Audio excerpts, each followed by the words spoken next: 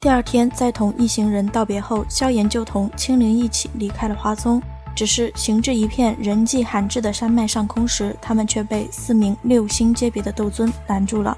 来人正是天冥宗的人，领头的赫然便是当日吃了萧炎一记毁灭火莲的妖花邪君。萧炎，你毁我天冥宗大事，难道还想这样一走了之不成？你莫要以为药尘进入半圣，我天冥宗就不敢对你怎么样了。妖花邪君风骚地摇了摇手中的折扇，语气森然的道。萧炎瞥了他一眼后，十分平淡的道：你们能守这么久，应该是有人通知的吧？比如花宗的花锦。被点名的花锦也不隐藏了，从下方的森林里冲出来，就冲着萧炎冷笑道：你坏本宗主大事，今日你就用这条命来补偿吧。至于云玉那贱人，本宗主迟早也会收拾他。萧炎一听这话笑了，然后轻声道：想杀我，光凭你们几个可还不够。随后便放出了自己4星斗尊的气息。感应到萧炎气息的妖花邪君有点怂的同时，十分眼馋萧炎的修炼功法。这才短短1月时间，萧炎便提升了足足2星的实力。若是能抓住萧炎，逼问出修炼功法，日后天冥宗内还有几人能同自己抗衡？妖花邪君带来的一位灰袍老者见萧炎仅有4星实力，却如此之狂妄，十分不屑地出声嘲讽萧炎：不过4星而已，你还没有那资格在我4人手中蹦跶。最后一次，你是自己跟我们走，还是由我们将你打得半死后带走？我这人皮贱，还是选后者吧。萧炎笑眯眯的道。该老者一听这话也不墨迹，直接就命众人同他一起出手，也不在意他们以大欺小，以多欺少了，反正也没有其他人知道，不是吗？青灵见此情况，立马表示自己可以拦住一个，至于那花锦就交给9幽地冥蟒的强者应对。萧炎同意了青灵的作战方案，随后自己也放出了11具傀儡，先用阵法提升暗金魁的实力，然后再派暗金魁拖住1名斗尊，自己则将天火3玄变施展到极致，对上了森罗鬼尊和妖花邪君。妖花邪君将折扇一横，就欲划破萧炎的喉咙。萧炎险险避开折扇，就右手成拳朝着妖花邪君的脑袋轰去。妖花邪君手腕一翻，就将折扇彻底打开，随后将其挡于身前，欲硬接萧炎这一拳。不曾想拳头落在折扇之上时，萧炎的异火就从掌心暴涌而出，随后以一种熊熊之势迅速缭绕上折扇，朝着妖花邪君的身体上蔓延而去。袖袍被烧光的瞬间，妖花邪君就调动自身斗气，准备将火焰尽数扑灭。谁知斗气一沾上火焰，就顷刻间化为实质般的冰晶。因此只短短一瞬，妖花邪君的手臂就被一层厚厚的冰晶所覆盖。妖花邪君被吓得仓皇后退。萧炎想乘胜追击之时，森罗鬼尊的攻击就到了。9幽冥手同8级崩的对轰，导致2人都各自退了好几步。萧炎借此机会瞄了一眼其他的几处战场，发现除了青灵那边，暗金魁和众多被青灵控制的强者情况都不太妙。萧炎忍不住皱眉之时，一声冷笑突然从前方传来：小子，这种时候还是先顾好你自己吧。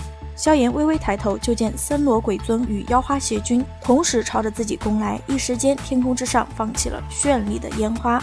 这2个不要脸分明是想仗着人多势众，生生的将萧炎给磨死。然而他们越打越累的时候，却见萧炎越战越勇，丝毫没有体内斗气大幅减少的样子。于是这2个不要脸决定联手使出天冥修罗手。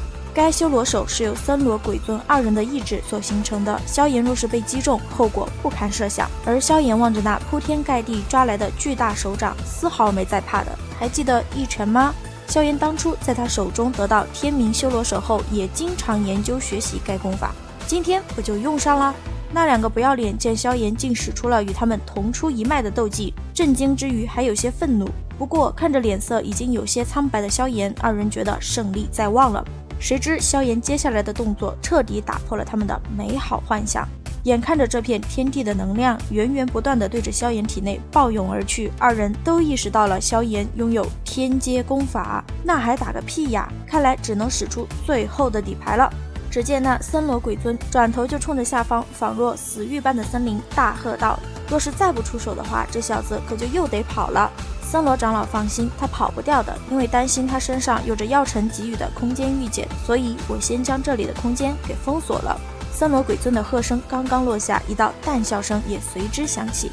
旋即天空之上的空间微微扭曲，一道身影缓缓浮现，来人竟是九天尊。事已至此，萧炎已经别无选择，束手就擒是不可能的，看来只能用那一招了呀。九天尊一见萧炎的掌心冒出金光，就知道他又要施展大天造化掌了，立马出声道：萧炎，你不想救你父亲了不成？跟本座回魂殿便能见到你父亲，你若敢反抗，带本座回去便杀了你父亲。此话一出，萧炎就是一顿，不过也仅仅是一顿，因为萧炎清楚，只有自己好好的活在外面，才有可能救回父亲，一旦自己被抓，萧家才是真正的完了。九天尊见自己的威胁不管用，立马就联合那两个不要脸朝着萧炎攻去，想要打断萧炎施展大天造化掌。萧炎在三人的围攻下开始险象环生，然而他最终还是将这大天造化掌给施展了出来。黑色光圈成型之时，九天尊面色一沉，喝道：不要慌，天阶斗技固然强横，但我三人联手依旧能将其接下来。他们还真就接了下来。九天尊抬头就冲着萧炎狞笑道：现在本座倒要看看你还有什么招。萧炎缓缓一笑，随后就召唤出了4种异火，道：放心，会够你们好好吃一壶的。见到萧炎掌心上4种异火的那一刻，九天尊原本带有笑意的脸瞬间变得铁青。与此同时，萧炎不远处的一处空间突然裂开，一道壮硕身影连滚带爬的从其中跑了出来，扯着嗓子就冲着萧炎嚎道：还好紫妍在你身上留下一道龙印，不然可就真是要找死我了。来人竟是黑琴。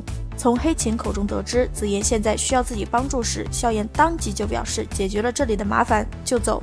听到有麻烦的黑琴这才回过神来，看了看周围的情况，没成想还看到了一个认识的人。魔语老杂毛啊，还记得黑琴大爷吗？魂殿九天尊愣了一会儿后才认出面前的人是太虚古龙一族的黑琴。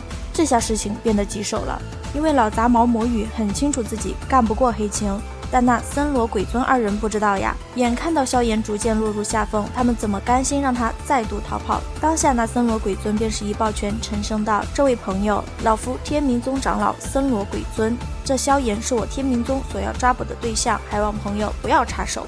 天明宗是什么东西？黑琴的眉毛皱了皱，旋即有些不耐烦地挥了挥手道：你们赶紧滚吧，我找萧炎小哥有事儿，别耽搁老子的时间。黑琴不知道天明宗的名头是真的，但那森罗鬼尊二人觉得黑琴就是故意羞辱他们，当下就来了火气，闪电般的就冲着黑琴攻去。黑琴也不惯着他们，直接就用铁拳给他们上了一课，被一拳轰飞并吐血的2名6星斗尊瞬间就老实了。上完课的黑琴拍了拍手上不存在的灰，冲着魔语道：老杂毛，你是自己滚还是老子动手？魔语搬出魂殿就想吓走黑琴，可惜黑琴根本不吃这一套，还挑衅魔语，不服就干一架。魔语怒极，一副想要动手的样子。黑琴见状也做好了战斗准备，结果魔语留下一句：黑琴，本座就不信你能护得了这小辈一辈子，就跑路了。识时务者为俊杰嘛。好了，本期分享就到此结束了。视频都看到这里了，给牛奶点个赞吧。订阅了的朋友记得开启小铃铛哟，这样就不会错过牛奶的更新了。感谢您的耐心观看，拜拜，下期再见。